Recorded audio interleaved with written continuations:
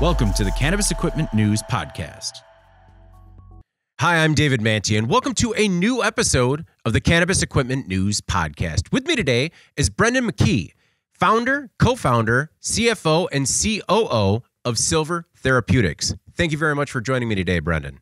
Thank you, David. It's a pleasure and always enjoy talking about our journey in this amazing and wild cannabis industry. I'm looking forward to it. And before we get started, please make sure to like, share, and subscribe to the podcast. You could also help us out a lot by leaving the podcast a positive review on whatever platform you use. If you want to email the podcast, you can reach me at david@cannabisequipmentnews.com with email the podcast in the subject line. You could also subscribe to our daily newsletter. Make sure you get it delivered to your inbox first. Brendan, I always like to start with a little bit of background, and I'm kind of curious. How did you get your start in the cannabis industry? Man, well, I've been consuming for a long time, kind of more than half my life now, which is crazy to think about. But yeah, we were connected through family, my business partners and I, and we saw an opportunity in Massachusetts back in like 2017, 2016.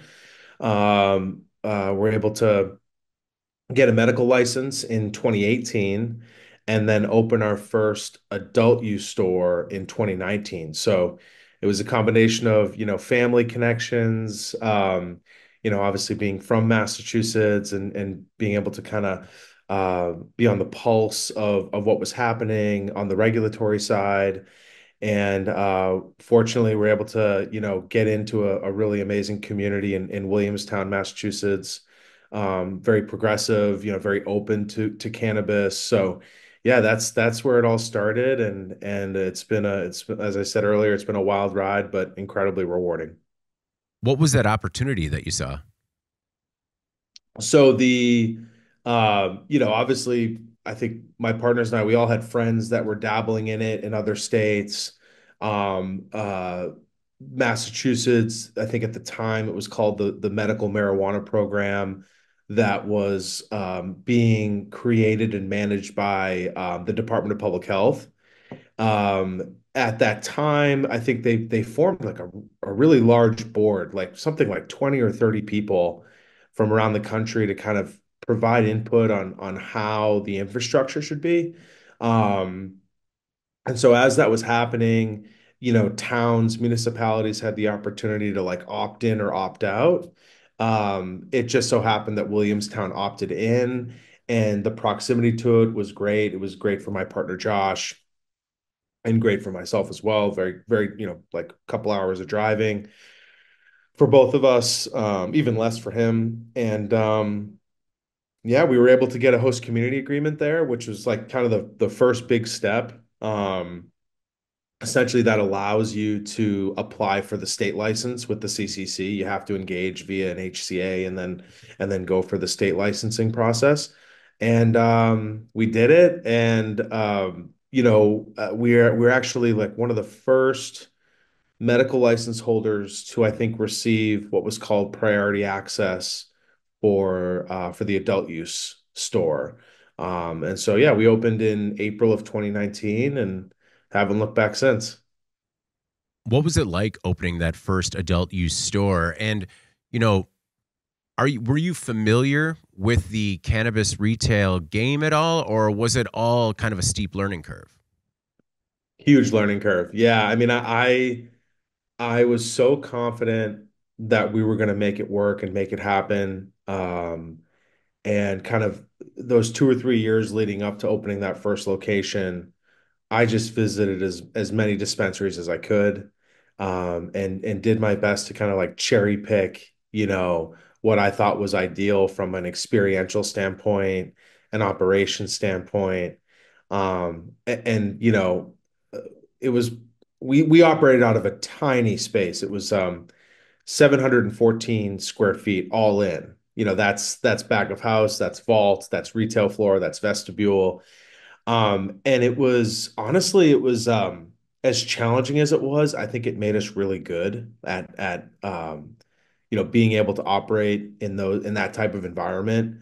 At the time, I mean, we were serving like hundreds upon hundreds of people a day. And we only had 3 registers.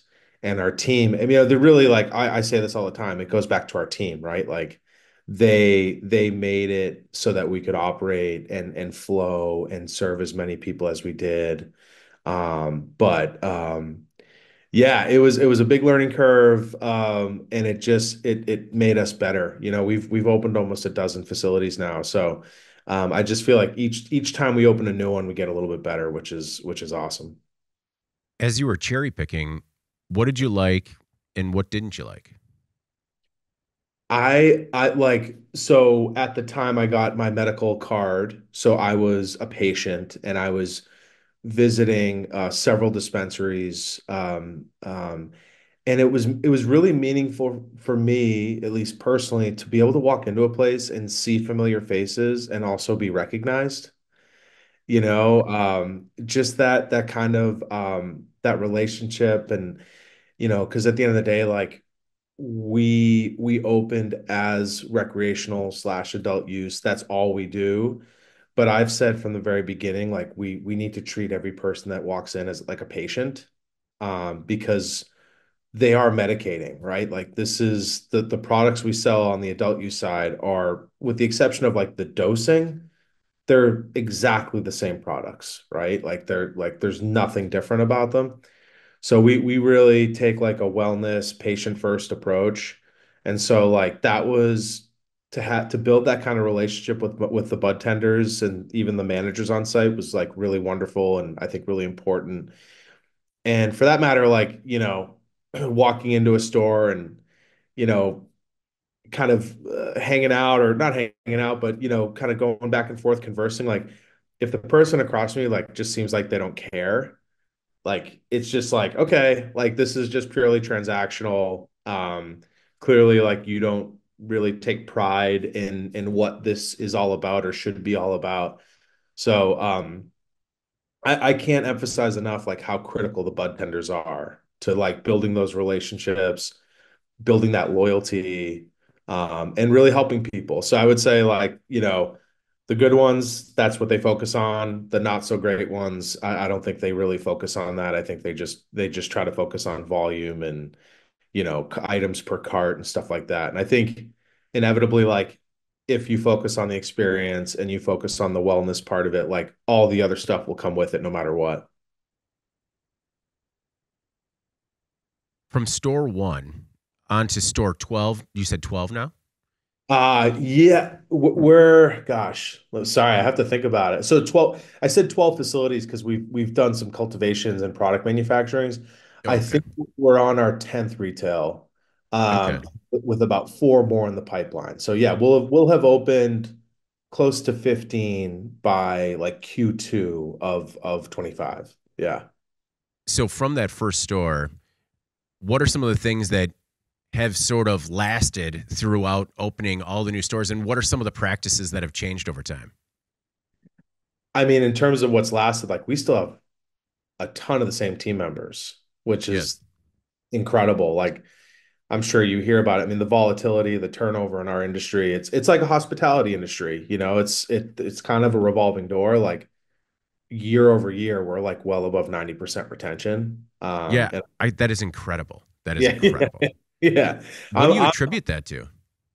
I love my team and I let them know it. And yeah, like it makes me emotional even thinking about it because I come from a family business. It was a really hard family business. It was a moving and storage business. So I was working on trucks and under very stressful circumstances. A lot of times you're moving someone that changed jobs, maybe a couple that got divorced. It was just like a really intense, both mentally and physically, and like being able to, and that was like a form of helping people, right? Like you're moving a family or an individual from one place to the next, incredibly helpful.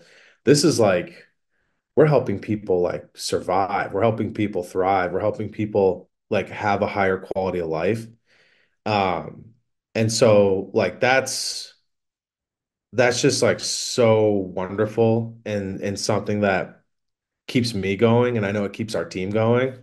Um, yeah, so I kind of just got off track there. I apologize, but just the team, like the team is we pay them well too. Like we don't every single time one of my team members comes to me and says, "Hey, Brendan, I'd love to talk about my compensation."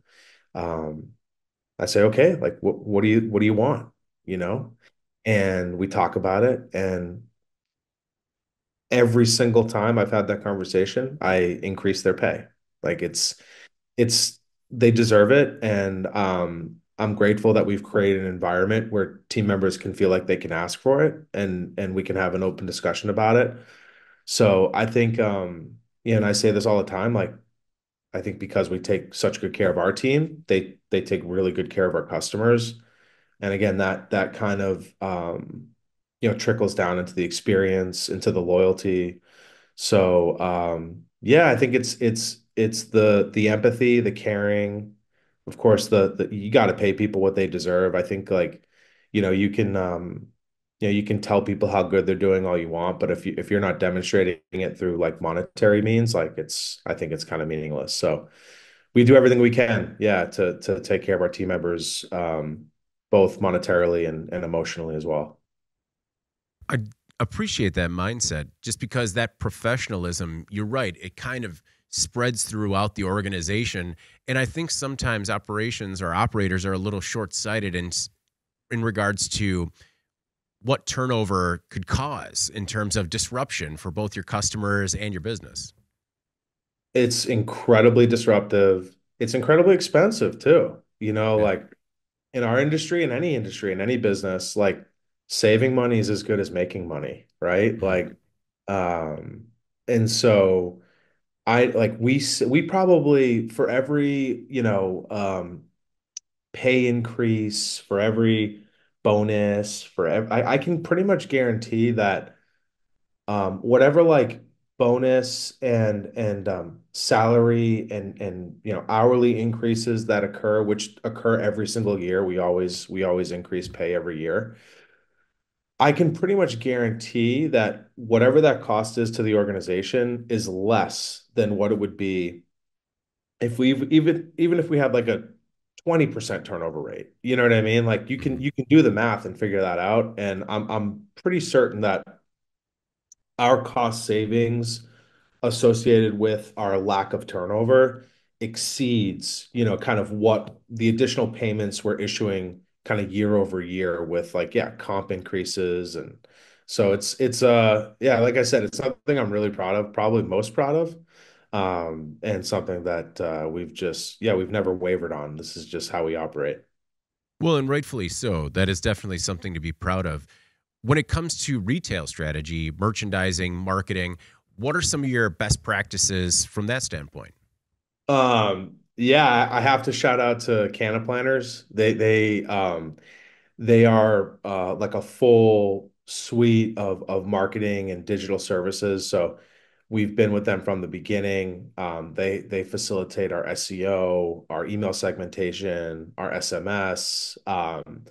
So we have like a really robust, really high quality like flow with around like weekly emails, weekly texts, win back campaigns. If like, for example, I think if you've shopped with us and it's been around 25 or 30 days since you've been back, you get a little, hey, I miss you, we miss you, type of message. So yeah, I mean, I think we're pulling almost every lever we can, that's within like our compliance, right? Like that's the other thing is just there's this whole regulatory compliance game that you have to play and make sure you're playing by the rules. And that's again, I think that's where Canada Planners is really helpful, just to make sure that we're always compliant. Um, I would say like equally as important is what you're doing on the local level, like grassroots wise. So we're constantly sponsoring local events, food drives, clothing, especially, it's getting cold out now up here in the Northeast, like clothing drives, excuse me. Um, I mean, you name it. I pretty much anytime I'm approached about like a sponsorship opportunity, I'm pretty much saying yes.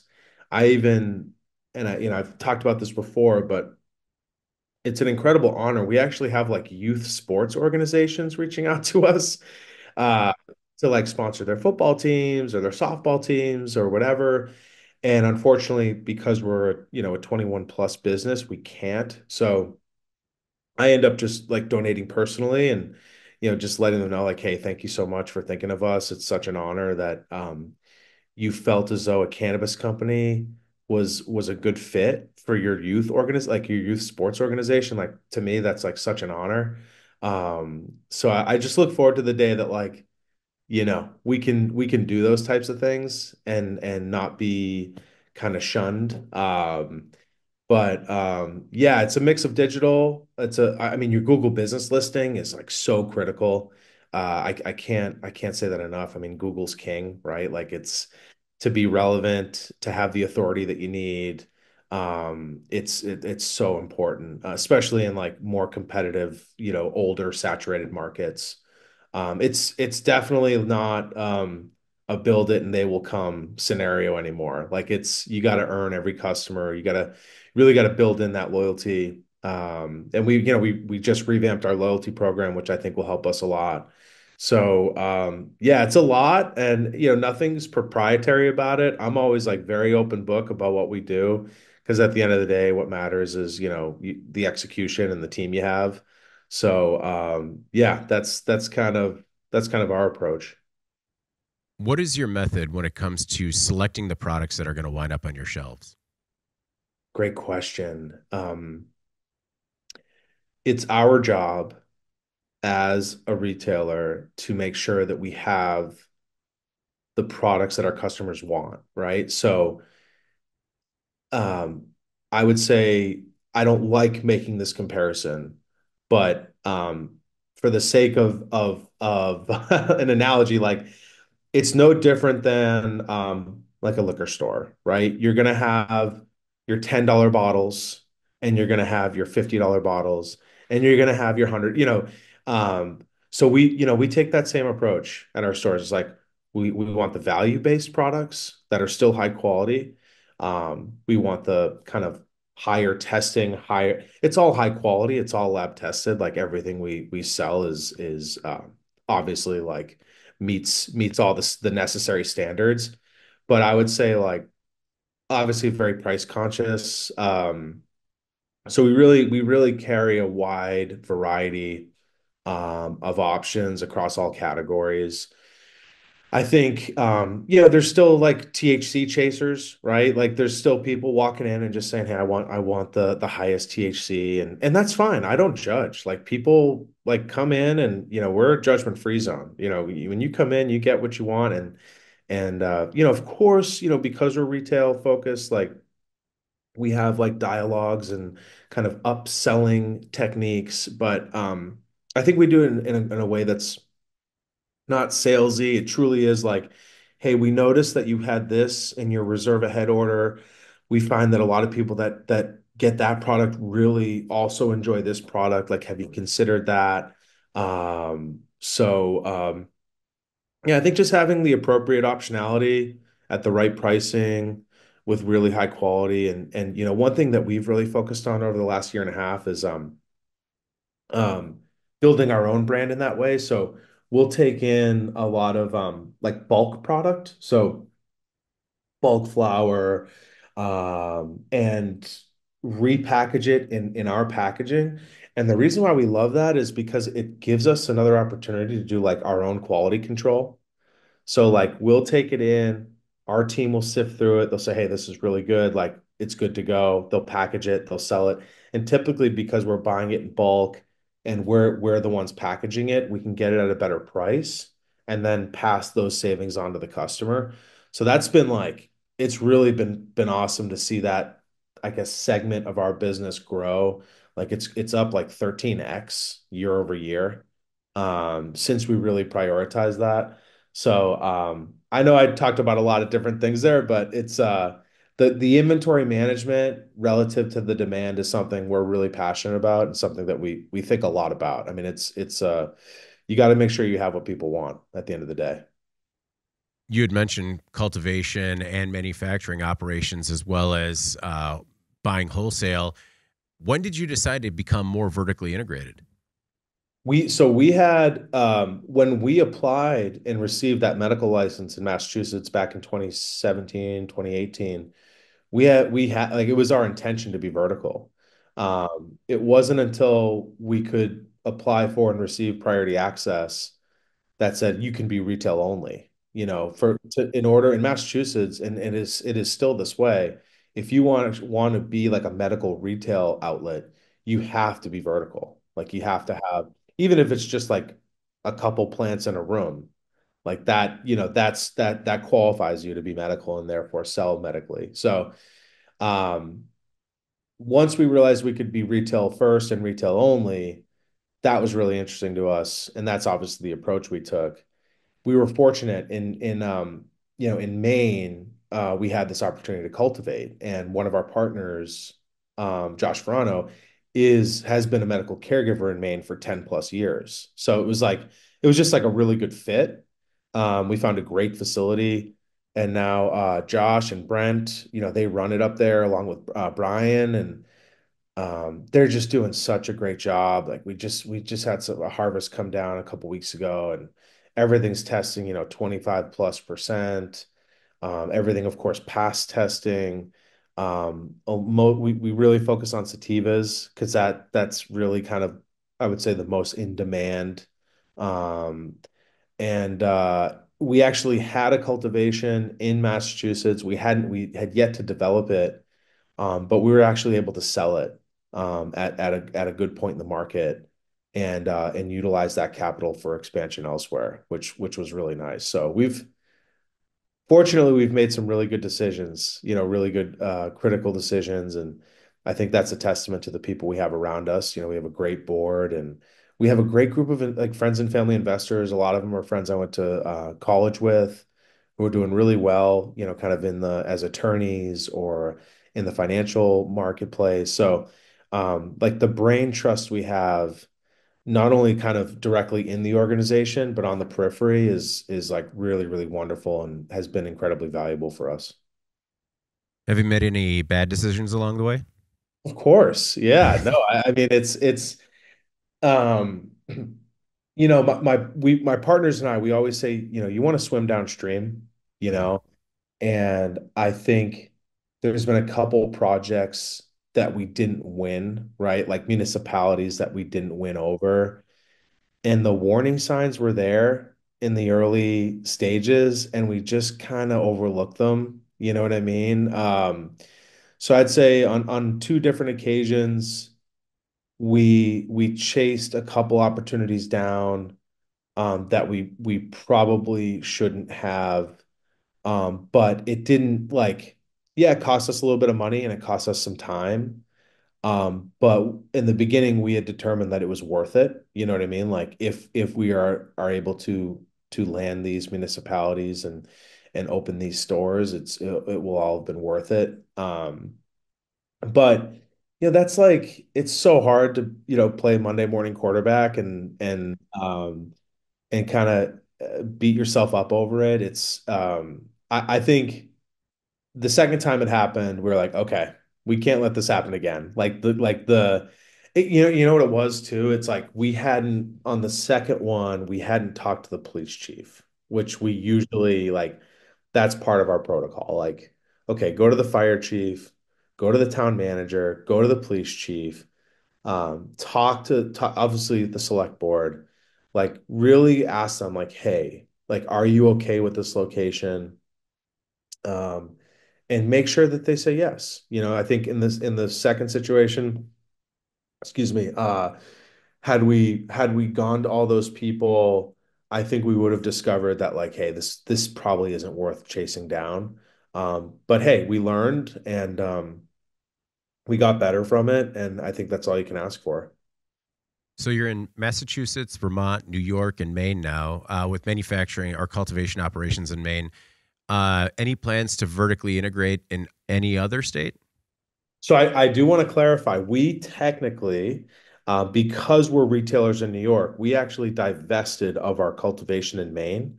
Oh, So okay. it is now woman owned, Okay. and we that license holder is growing. They're growing strains for us now. So we Okay. have like a management brand agreement in place, which is completely, of course, compliant and meets all the regulatory codes.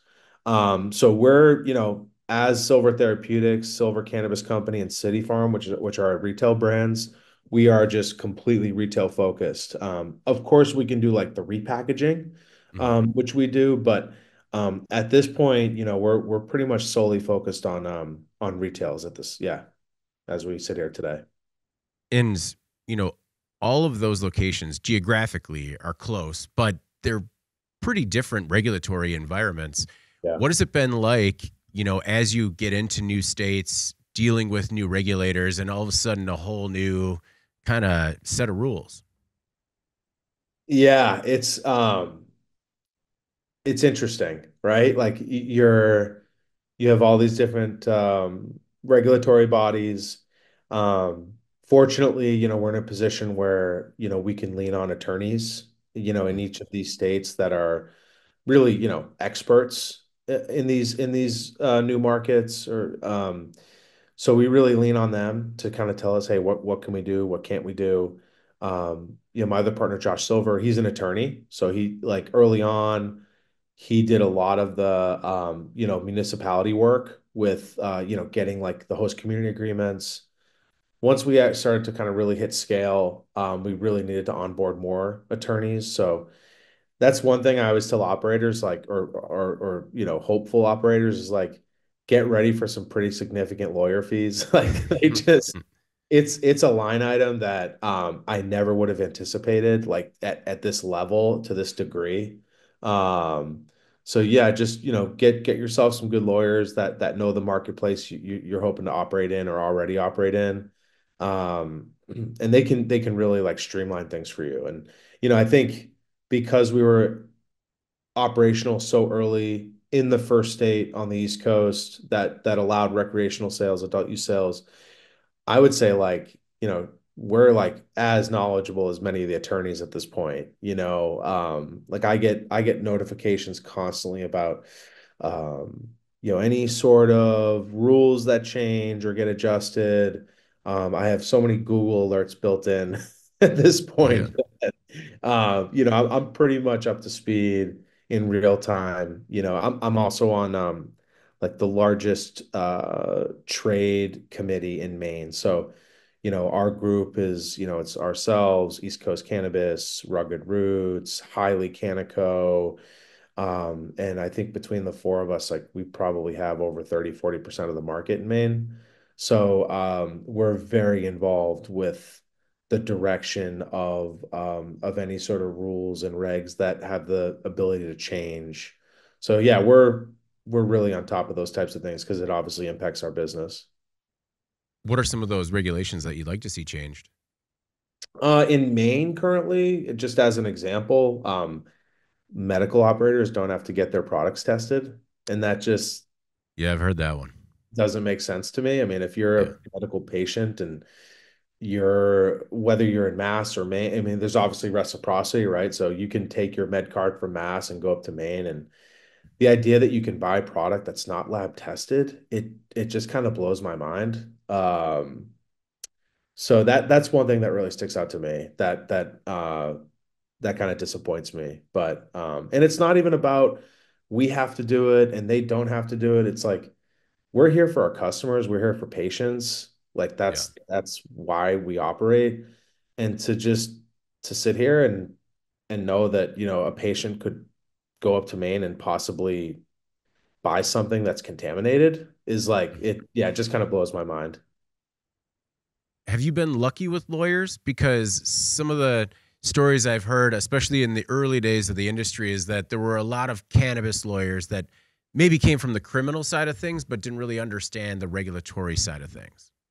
We've been really lucky. I have to shout out Prince Lobel, Denton's. Hannah over there has been incredible. Foley Hoag, like or Hoag, I forgive me. Wigan, like everyone, every attorney we work with has been so incredible. They're expensive, but they they've done a wonderful job of steering us in the right direction, keeping us compliant, and supporting our growth.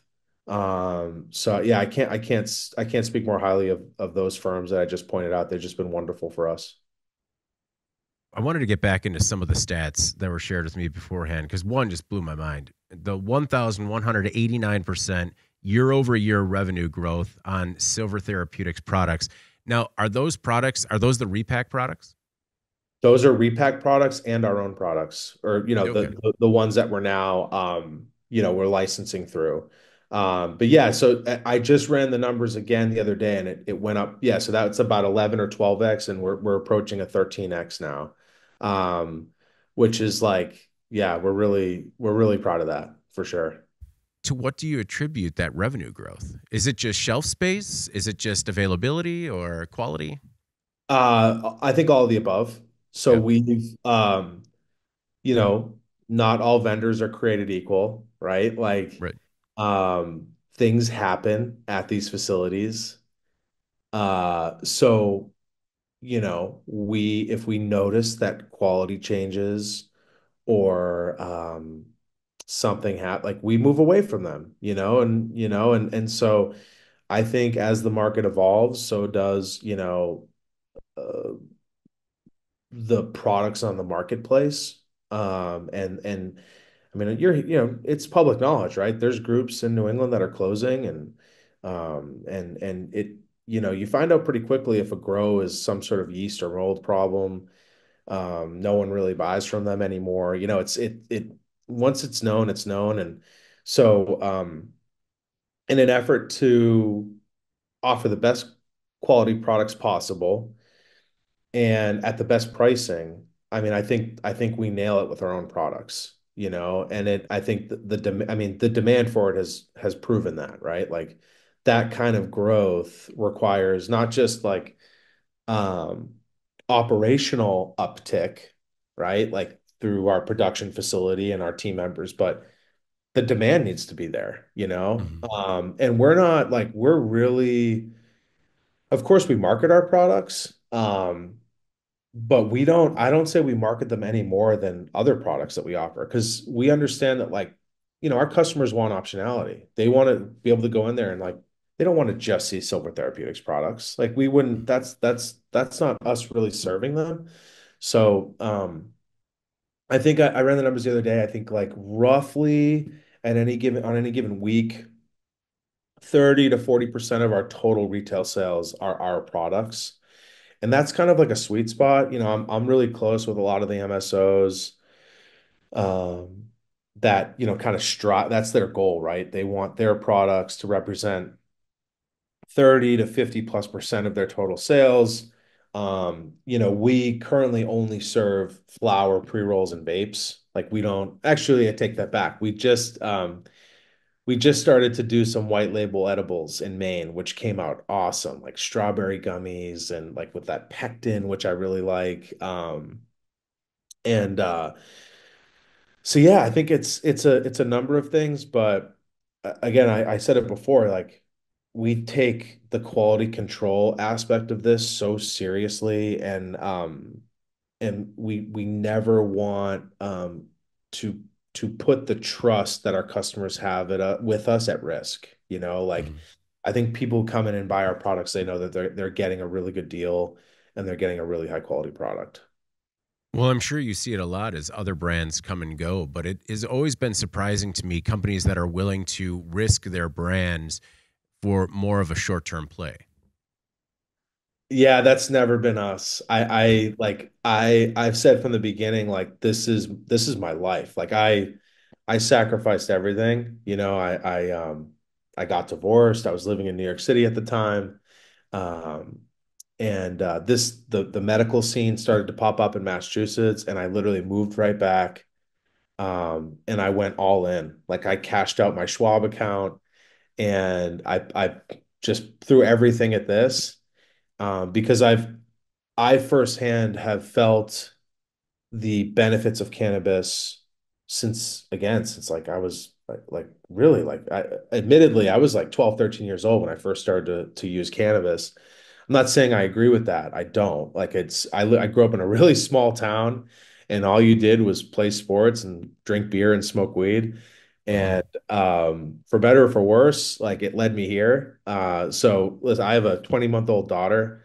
I will never let her do the things that I did. But I'll also have more mindful, more engaged conversations with her about cannabis and about alcohol and why it's in her best interest to not consume them, at certain ages. And hopefully that will go over well. But yeah, this is just like this is my life, and it's for the long term. I don't see myself not being in this industry, for the rest of my career. Well, congratulations on the baby. Thank That's you. incredible. Thank you. Yeah. Thank Just, I really sympathize with the exhaustion right now. No. you. How many kids do you have? So my kids are 6 and 4. So I'm just coming out of that where they're almost a little like they're not self sufficient in any way, but it's not every morning at 5 a.m. anymore. And it's been nice. I slept in until 7 and I thought something catastrophic had happened in my home or just playing with cars. But yeah, it's wild. It's been the hardest, but like certainly most rewarding experience of my life. I love her so much. Her name's Starling, and I have morning duty every morning, and I look forward to it. She wakes up between 6 and 6:30, and we get up, we play, and I make her eggs. She tries to drink my coffee. It's just like it's so cool, and I'm so grateful that I'm in a position to be able to spend that time with her and be able to spend each morning with her when I travel, which is quite a lot. It's a bummer. It's nice to Mhm. sleep in, but I can't, I don't know about you. I can't sleep in. It's like I can maybe sleep till 7. But Mhm. then it's just like something goes off in my head and I'm up and at 'em. But no, it's been really cool. And yeah, there's it just gives you a whole new perspective. It does. It really does. It's like there are plenty of life changing experiences throughout your life that nip and tuck a few things. This is a wholly different experience afterwards. Yeah, oh my God, when she came out, it was like I mean, the emotions and I'm sitting there with my wife and everything I do is for her now, Yeah. like literally everything. And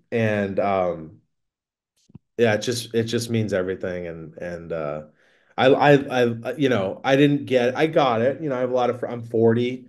I'm late to the game. A lot of my other friends started having kids kind of around 30, 32. I even have some friends that have teenagers now. So I was kind of Mhm. the last one to do it. And I'm a godfather to a couple kids who are incredible.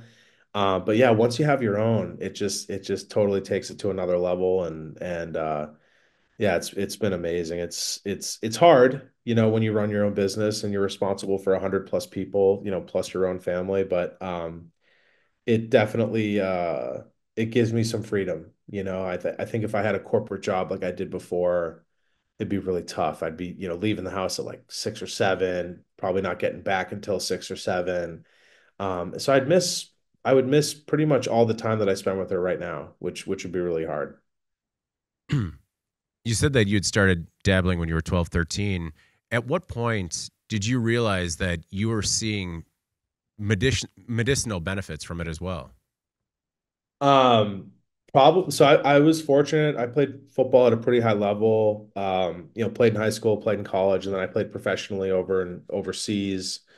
Um, I would say like it really started to hit me in college when you kind of go through a game and you're pretty beat up. I played all 4 years, so I kind of put my body on the line. And unfortunately, I kind of bought into that alcohol mentality in college too. You know what I mean? So it's like, Mhm. okay, you had a game, you go out and drink all night, and then you get home, you smoke some weed, and then you go to sleep, and then, but I just vividly remember like those Sundays after a Saturday game, like we would have film, we'd have a little bit, we'd have a pool workout, a light lift, some film, and then we'd be done. And so I think we'd be done by like 1 or 2 o'clock.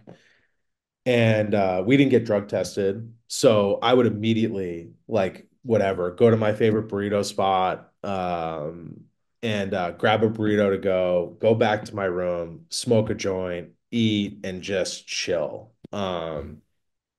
And that's when I was like, wow, this is putting me in that kind of restful, mindful place to help with recovery.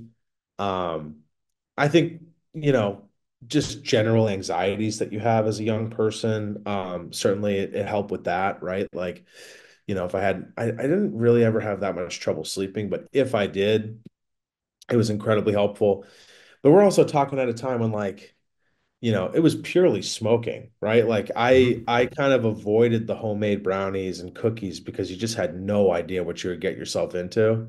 Oh yeah. Uh, so, because we're talking like early mid 2000s. It's just like the marketplace wasn't there yet. I will say, I remember I visited my friends out in LA. This was probably 2009, 2010 when California had kicked off and they all got their cards. And I remember, I had no money at the time, so I took like a red eye flight out there.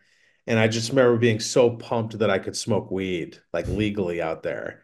Hmm. And so, long story short, I get to their house. They had already all gone to work. Like I flew in on like a Wednesday morning or something.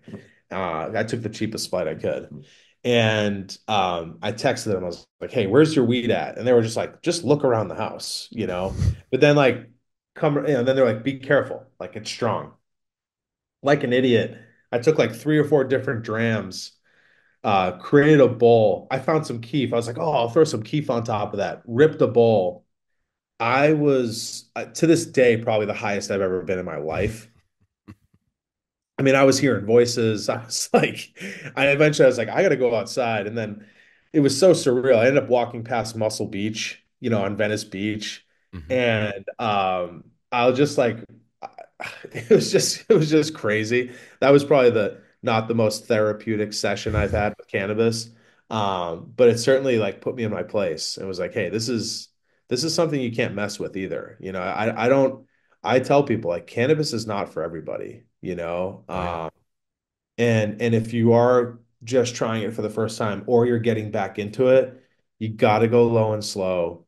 You got to be really mindful about it. And yeah, again, I just went off on a tangent there, but I thought it was relevant and I thought it was kind of funny too.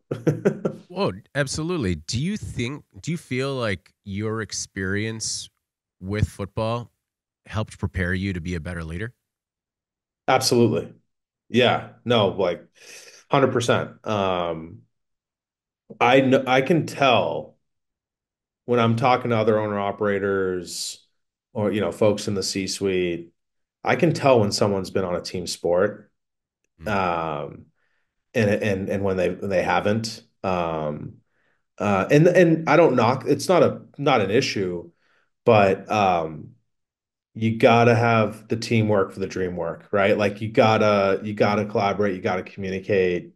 Um, we're at a point now where like we're not a mom and pop, right? Like we have multiple facilities with multiple coming online.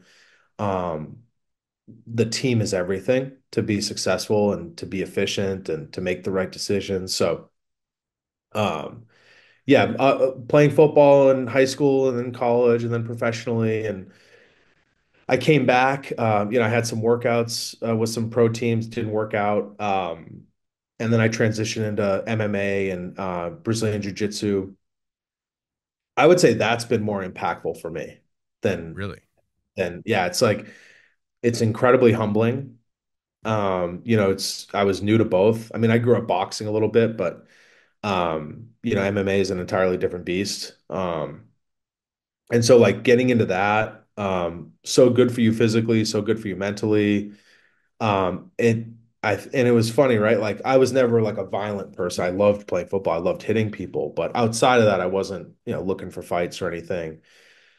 Now that I have the experience I have in that realm, in that modality, like it's made me calmer. It's made me I know that I can protect myself and protect my family. And I'm always in like de-escalation mode, like what can we do to kind of let's rev the engine down. Let's get everybody calm. Let's get at peace. Um, and I think in a number of ways, those sports have really helped with my leadership style. I think with empathy, like when you're on the mats and you're sweating and you're grinding and you're about to get whatever choked out, or it just makes everything else seem a lot easier. So Definitely. yeah. Um, I wanted to touch back on your purchasing practices. For some of the other retailers out there, how do you dis- when do you decide to go with a new supplier? And after you've made the choice that you're going to sever a relationship, how do you walk through that? Um, yeah, great question. So I'm a believer in, giving people a shot, right? So, Mhm. um, and again, we really give our managers autonomy. Like I do none of the purchasing anymore. Inevitably, wholesalers approach me because they know I'm an owner and a decision maker. And hey, I got this product. I'd love for you to try it out. I say, listen, thank you so much for reaching out. I'm going to hand you off to David or to Katie or to Zach or to Ellie. They're going to work with you. Like they have full control. Like I don't like looking over the fence. We have SOPs, we have parameters by which we operate, which tell us like, hey, if we're getting this product in, it's a high quality product and we're getting it at the right price and it's moving, it has traction. Great, we'll keep ordering it. Um, so we do our best to give newcomers, new organizations a chance. If we've been working with you and for some reason like the pricing's not working or the quality is not there or we're just not seeing any traction at the retail level, and we kind of have to say, hey, listen, we're going to pause. We're just very transparent about it. We just say, hey, like we can't work with you anymore for these reasons. And usually it leads to a healthy discussion. There's been some unfortunate cases where like we've just been sold bad product and we just say, hey, if you were if you were willing to sell this to us in this condition, like we just don't trust you anymore. Mhm. So we just don't work with them anymore. And that's a bummer, right? Like you never want to have to um go down that road or that path like that. But at the end of the day, like this is business and if you're not being ethical, if you're not being trustworthy, like we just don't want to work with you. Have any former clients ever, let's say, righted the ship and then come back into the fold, or has that not happened? Yeah, no, for sure. Absolutely. I mean, I like just like I said, I believe in like giving people a chance. I believe in second chances too. Yeah. Like if a partner is willing to fix everything and we think that the demand for the products are still there, then of course, yeah, like we don't want to be like a one and done, type of organization, but it's a two-way street, right? Like that vendor, that partner, they need to demonstrate that like they need to take ownership for the issue, and not like deflect and yeah, be willing to work with us to make it all happen. So yeah, it's I've never been asked that before, which is it's really cool from like an operational standpoint that you brought that up because it doesn't happen all that much, but every new market we go into, right? Like New York, for example, that's our newest market. Like we're just getting hit up constantly, Mhm. with by vendors. And so it can definitely be overwhelming for the managers at times. But they're doing a wonderful job of getting it done and making sure that we have the highest quality products in there. We know that it wasn't the best start for the state. How are things going in New York? Great. I mean, New York, I mean, our Saratoga location is just it's doing wonderful. Yeah, it's in my partner Josh Silver, he's from there, he lives there. Really good like family base. His wife actually owns um, like an art gallery, like high-end home goods store there called Silverwood. So they're just really tied into the community. And it's a woman-owned license and business. So that particular Saratoga location, it's amazing, right? It's the first to open in Saratoga. It's woman-owned. We're an operational partner there, and yeah, can't say enough good things about it. And we're actually taking over a location in Albany pretty soon. We're also opening in the town of Queensbury, and we also have a fourth location that we're working with in Brooklyn, in Greenpoint. So New York is going to be, within the next 6 to 8 months, it's going to be our biggest marketplace. So, how do you make sure you don't scale too fast? Budgets. Yeah. Yeah. Yeah, we have a new CFO, not new, but newer, Quentin, great guy, super knowledgeable, comes from the healthcare sector. Just so knowledgeable. So we review monthly budgets, we lay out our runway, kind of inputs and outputs, so to speak, AR, AP, and really do our best to kind of forecast any sort of anticipated costs associated with the expansion, right? So, um, most stores, I would say, you know, assuming there's like an existing structure and we're just, we're renovating and rent isn't crazy, which we've been very fortunate. Like, we don't pay like green taxes on our rent. Our lease structures are they're all, fair market. Basically it takes, 4 to 6 months to get one of these up and running and open. And I mean, not including all the legal and like Right. municipality work. Um, and they typically cost around like 200 to $400,000, a little bit more sometimes, a little bit less. We've been able to do some other ones for less. Um, but yeah, you gotta, my aunt who had her own business for a long, long time, again, I come from family businesses. Like, if you don't control your money, you don't control your business, right? Like, you gotta know what's coming in and what's going out. And so we're actively doing that pretty much on a weekly basis. We a few months back, we kind of ran into a little bit of a inventory issue. We just had too much on hand, Mm. and it was throwing our cash balance off. And so we fixed it. We updated our policies and communicated effectively with our managers, and haven't had an issue since. We sold off. We had a buying freeze, and we got our par levels where they should be, and now we're good to go.